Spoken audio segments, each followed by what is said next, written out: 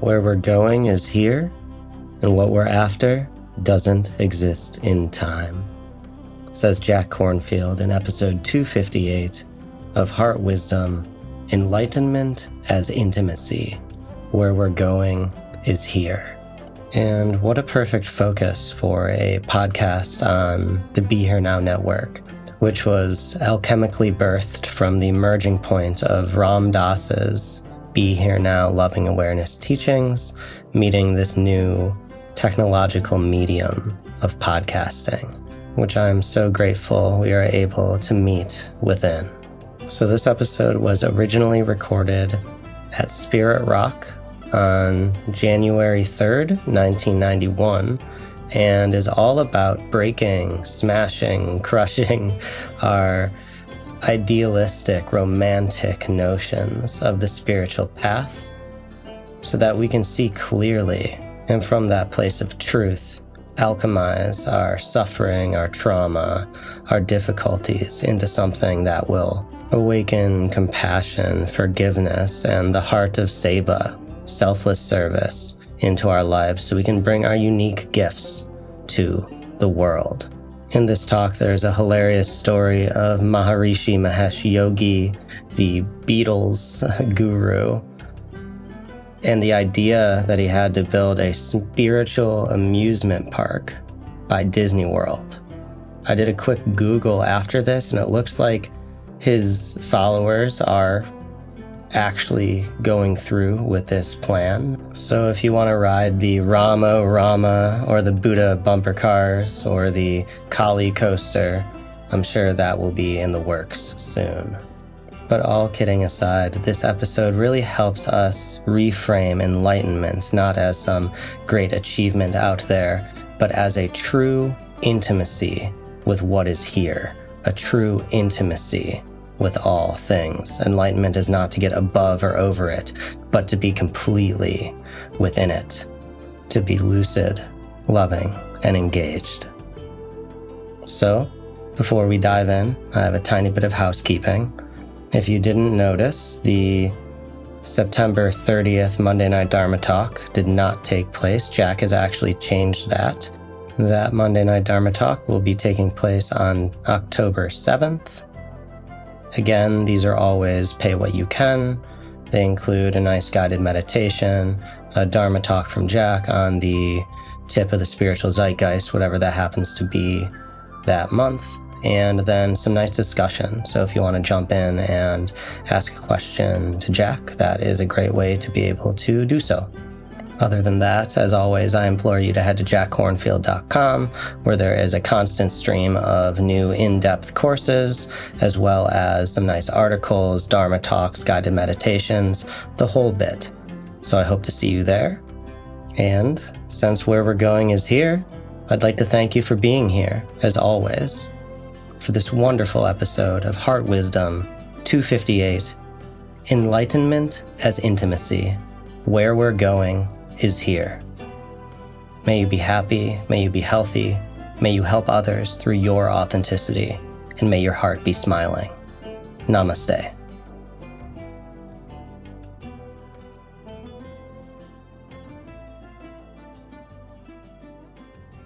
I'd like to speak tonight in a way which both honors the practice that's yet ahead of us here, and at the same time honors the process of coming to retreat and leaving retreat and having that be part of the cycle of one's life. I'm working on a book, a couple books, but this particular one is taking a long time, as books sometimes do. And one of the themes of it is spiritual maturity, which I'm just beginning to get old enough to value.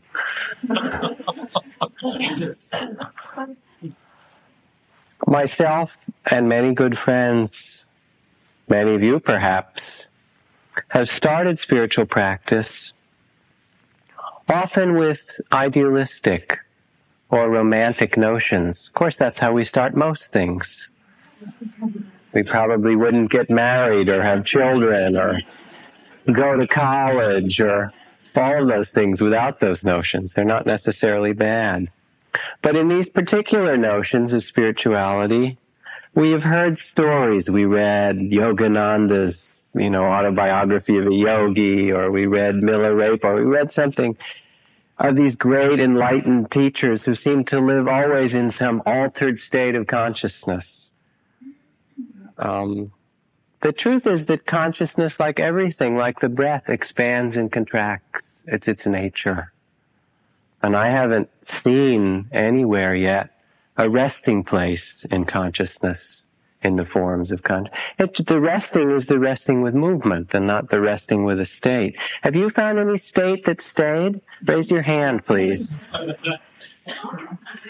I remember going back to see Ajahn Chah, my teacher, after some long period of practice in a Burmese monastery of Mahasi Sayadaw, telling him about all the different experiences I had and, these great and very compelling kinds of insights and so forth. And he listened. Then when I was all done, he kind of looked at me for a while. And he said, "You still have any greed?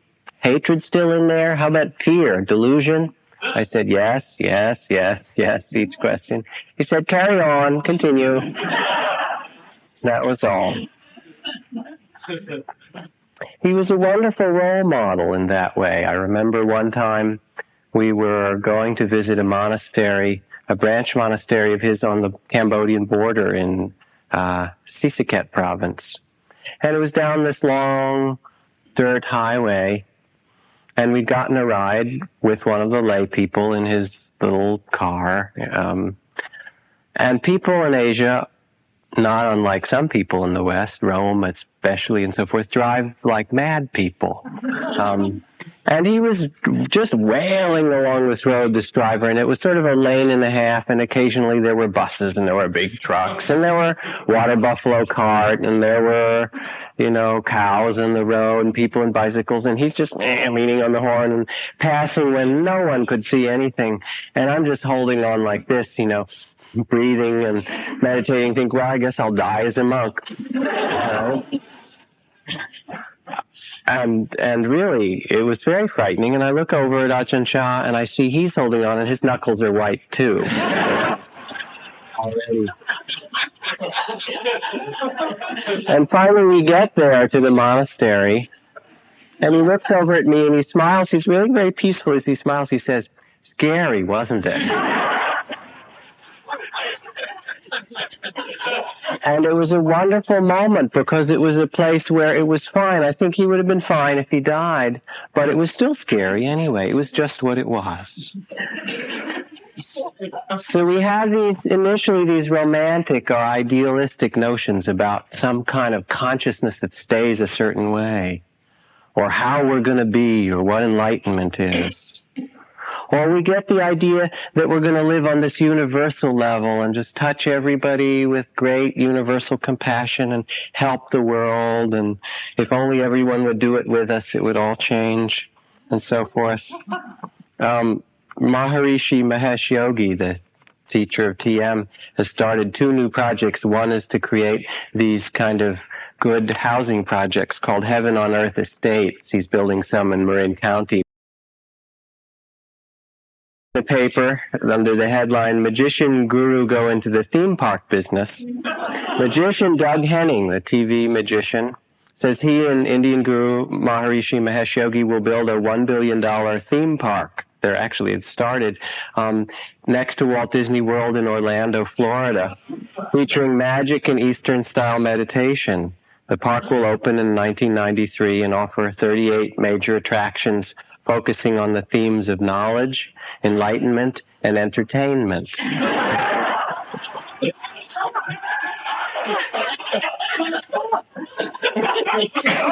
And I suppose you could see what you've just done for a week as entertainment in it's a movie anyway, isn't it? All different kinds. So we have these different notions of spiritual practice and how it will be and how we're supposed to change. It turns out that it doesn't happen very quickly. It just doesn't. It's not very fast at all. In fact, it's a lifetime's work. In some ways, maybe that's what we're here for, as just to do that. Someone asked the Dalai Lama how you could tell if spiritual practice was developing correctly or not, or working. He said, well, look at it over some period of time. How are you after 10 years or 20 years or 30 years of doing it, or a lifetime or 2 or 3? He can look back, I guess, and see. But it was a wonderful perspective to really look at your life. Or Zen Master Suzuki Roshi, from whom I've read at many retreats. He says, after you practice for a while, you realize that it is not possible to make rapid, extraordinary progress. Even though you try very hard, the progress you make is always little by little. It's not like going out in a thunder shower in which you know when you get wet. In a fog, you do not know you're getting wet, but as you keep walking, you get wet little by little. If your mind has ideas of progress or ideals, you may say, oh, this pace is terrible. But actually it is not. For when you get wet in a fog, it is very difficult to dry yourself. So there's no need to worry about progress. It's like studying a foreign language. You cannot do it all of a sudden, but by repeating it over and over, you will master it. It is best to say that we do not even expect to make progress. Just to be sincere and make our full effort in each moment is enough. It's an amazing thing to say. And it means, in a sense, that we don't expect to make progress because where we're going is here. And what we're after doesn't exist in time, but it exists in some timeless realm.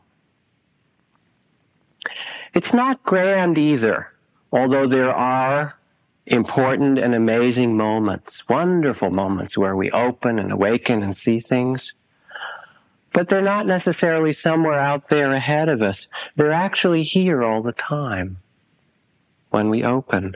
And we come to them by being present or mindful. That's how we see. Zen Master Dogen said, to be enlightened or enlightenment is to be intimate with all things. Enlightenment is to be intimate with all things. It's an amazing thing to say, to be intimate with one's breath, or one's sights, or sounds, or body, or feeling. That enlightenment isn't some other place than this fathom-long body and mind. Enlightenment is to be intimate with what's here. What does it mean to be intimate? In a sense, that's what we've been doing all week. You know how hard it is to be intimate in your close relationships, right? We don't even need to talk about that very much. And we could talk all week about it, but it's even hard, maybe more fundamentally so, it's hard to be intimate with ourselves, with our breath, with the pains in our body, with loneliness, with fear, with opening and contracting. And what we're practicing with mindfulness is a kind of moment-to-moment intimacy. And that attention, that connection, that being here is what awakens us, or frees us, or allows us to grow in wisdom and understanding. As William Blake said, if one is to do good, it must be done in the minute particulars, little by little. General good is the plea of the hypocrite, the flatterer, and the scoundrel. Oh, it's good for everyone. Real good is that moment-to-moment good in this moment, with another person, in this situation. And that's what we've been practicing. Let's do a little exercise together, a short meditation. It's one of the traditional meditations from Theravada Buddhism that's done in relation to death.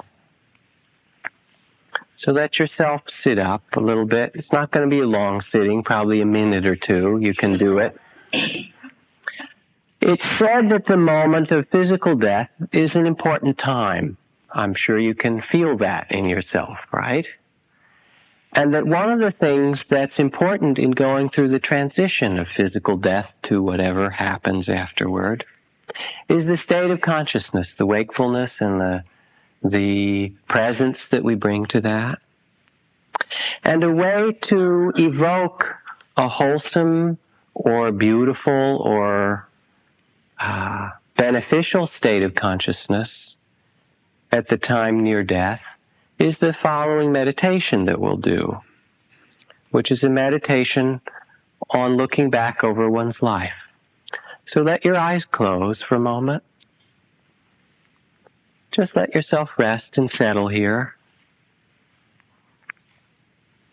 And feel your breath in your body.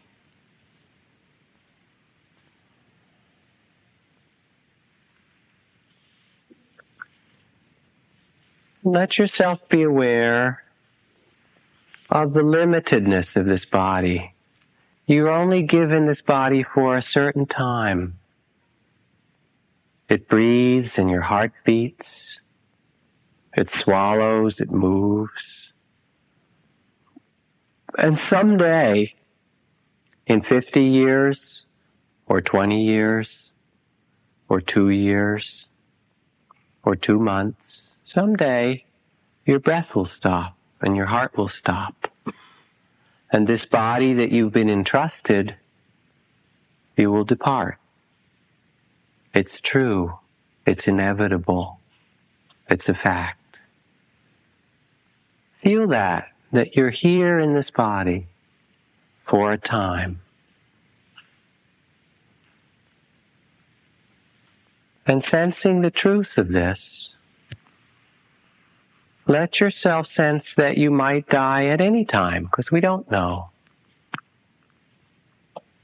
And near death, let yourself look back in your life now, and let yourself remember, visualize, see, remember, sense, as you look back, 2 good deeds that you've done, 2 things that you've done in this life that were really good, looking back.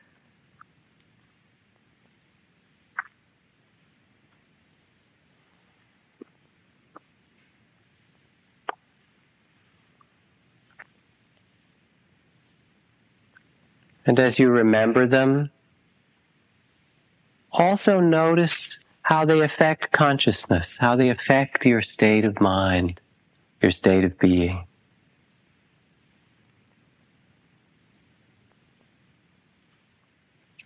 Take what comes, whatever it is.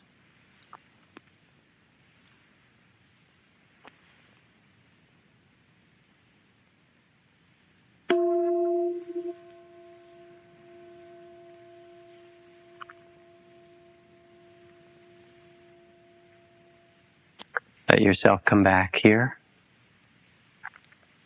looking back over your life and sensing it as a whole. Let me ask, what images, what good deeds came to some of you, if you would speak? I know it may be a little hard. If I ask people to tell me 20 rotten things they did, a lot of hands would go up. But we get more embarrassed to speak about something that's good that we did. Please. I sat with somebody while he was having some real frightening surgery.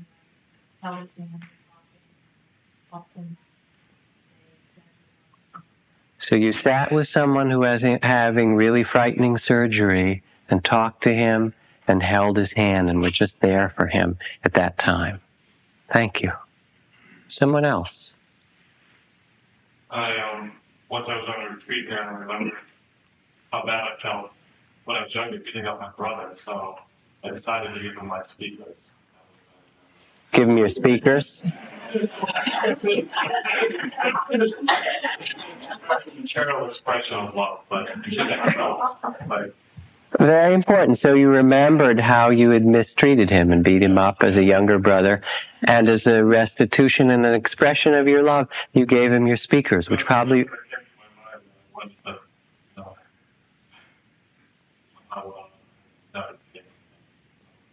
Yes, beautiful. Thank you. Someone else. There was a man in Port Authority who didn't have a home, and I spent time and I talked with him and I really cared about him. Hmm. I really loved him. So there was someone in Port Authority Bus Terminal, New York, which is a pretty intense place in its own right, who was homeless, didn't have a home, and you just spent time with him and listened and cared about him for a time. Thank you. Someone else. Home birth of my daughter. Home birth of your daughter. Wonderful. Thank you. Another? I helped an old lady in a snowstorm to cross the street. Helped an old lady cross the street in a snowstorm. Yes. Yes. Someone else who's back there? Yeah. I traveled to England and made amends to my mother. My amends was also like a lot of people spending time. When? Crocheting and just allowing myself to get irritated and upset. And you just had a relationship instead of me dashing in and using my mother's house as a bus stop. I just spent time with her. Went back to England and spent time with your mother as she was, crocheting, having a real relationship with her, and made amends to her in doing that. Thank you. We could go on for a while. I hope you're beginning to get the gist of this exercise. People look back over a whole lifetime of events, and the moments that come at the time of death or the time that you look back are these kind of moments. Very simple and precious, and they're all the same moment. Being with the homeless person in Port Authority Bus Terminal, or making amends to one's mother, or expressing to your brother that you love him after all, or being there for the home birth of one's son, or helping someone across the street, or holding the hand of someone in surgery. Someone raised their hand and said, I called my father before he died and I told him I loved him. And that was the moment, that phone call. Or someone said really simply, when I come up to a parking space at the same time as another person, I always give them the parking space. Or I go along the beach and I pick up litter, and I saw myself picking up litter from the beach. Or this nurse said, well, I don't do much, I work in an emergency room, but when children come in who have died, I hold them for a while anyway. Can you hear how simple it is?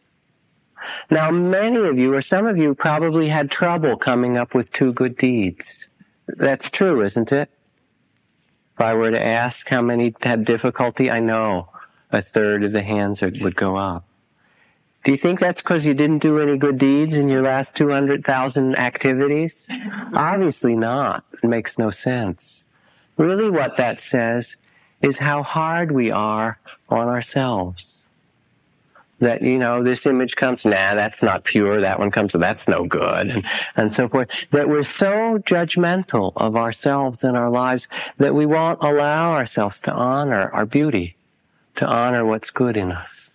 You all did thousands of good deeds. We've done many of them just sitting here this week, really. But what's important to sense in it, you look back over a whole life, what mattered? What were the moments? And again, like Dogen said, enlightenment is to be intimate with all things. What characterizes these moments are moments of a kind of precious intimacy with a man or a woman, a brother, a sister, a child, a daughter, a son, a parent. And they're extraordinary. Mother Teresa put it this way. She said, we cannot do great things as humans. We cannot do great things. We can only do small things with great love. And that's what these moments are. There's an aspect of Buddhism, or teaching in Sanskrit and Pali, that expresses the maturity of heart that's captured in these moments of our life.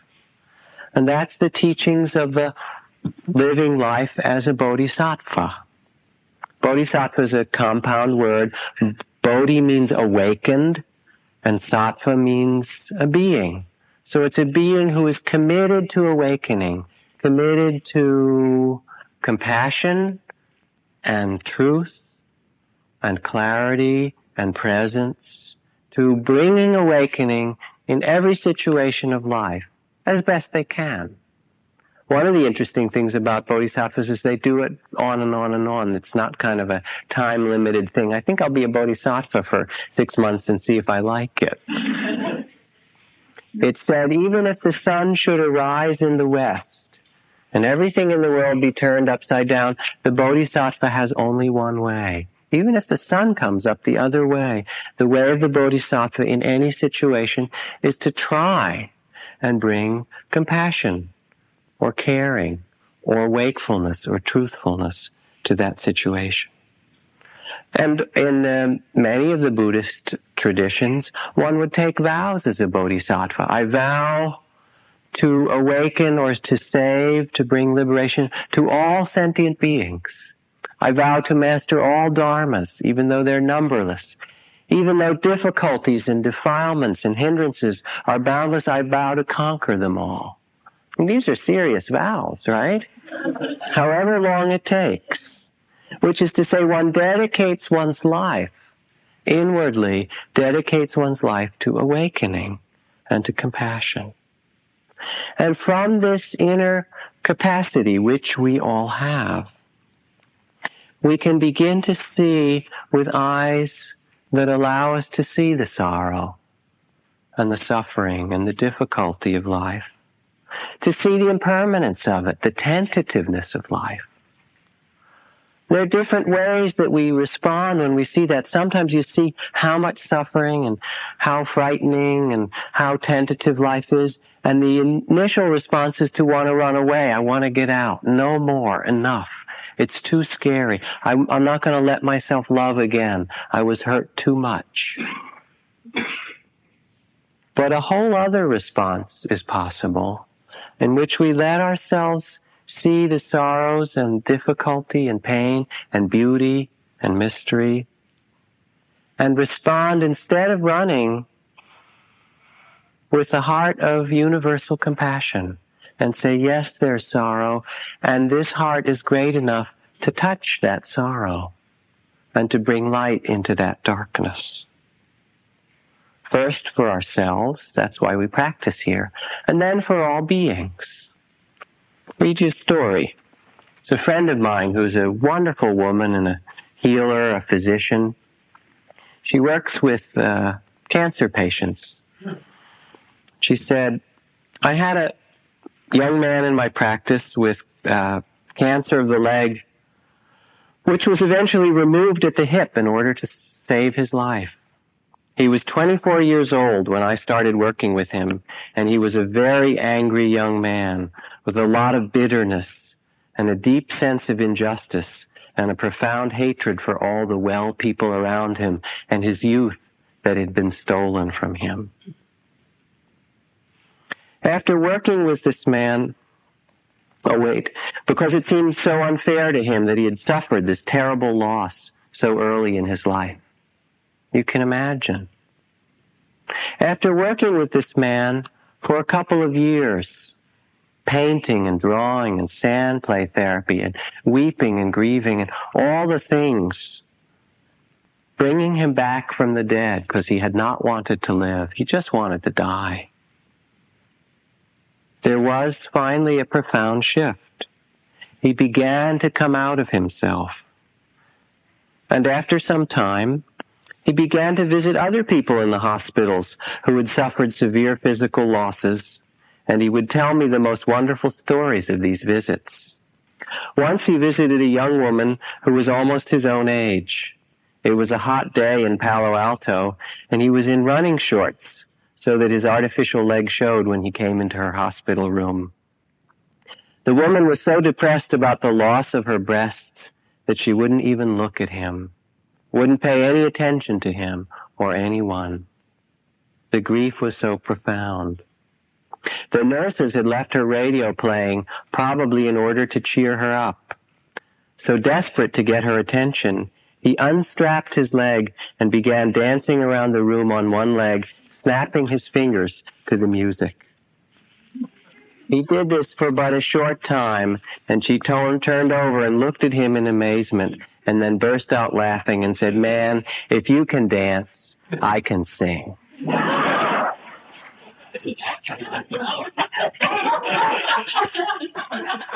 And that was the beginning of her healing.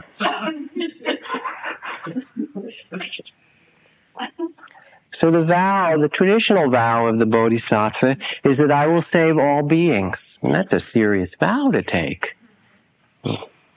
Does that mean I, Jack Kornfield, or I, Sylvia Borstein, or I, John Travis, or whoever, I'm going to go out kind of like Superman or Batman or whatever it is, Wonder Woman in your case, and save all beings? Who are all these beings that we're going to save? Are they really separate than ourselves? If we look deeply at this question, perhaps we discover that it's not how it seems initially, that maybe one being is all beings. There was a workshop that I remember teaching at Esalen some years ago, and part of this workshop had a deep process of meditative forgiveness. There was a woman in the workshop who had dealt for many years with profound abuse in her life, pain and all the kind of rage and grieving and the scars that were left from that. And she'd been working with it for a long time, and at this particular time she was breathing, meditating, and doing various things, and somehow in the midst of it she came to, finally in the right time, a place of deep forgiveness, where she could see how the person who had abused her had, as is almost always the case, themselves been abused, much like her, just a generation before. And she could see the pain that person was in, and the cycle of it from generation to generation. And so something shifted in her, and this light came in her, and she was really forgiving. She went home. This was after a week there. And in her mailbox when she got home was a letter. It was a letter from the person that had been her abuser. She hadn't talked to this person for 10 years and had a very painful relationship with them. She opened the letter and it said, "For some reason, I'm compelled to write to you. I've been thinking about you, and I just want to say to you how sorry I am for all that happened. I know it was painful and there's no way I can make up for it, but I must tell you that I've thought of you today, and I want to ask your forgiveness and tell you how sorry I am." And the letter was dated the day that she did the work of forgiveness in that workshop. Came from the other side of the country. So one wonders when it said, "I will save all beings," which being we're going to save.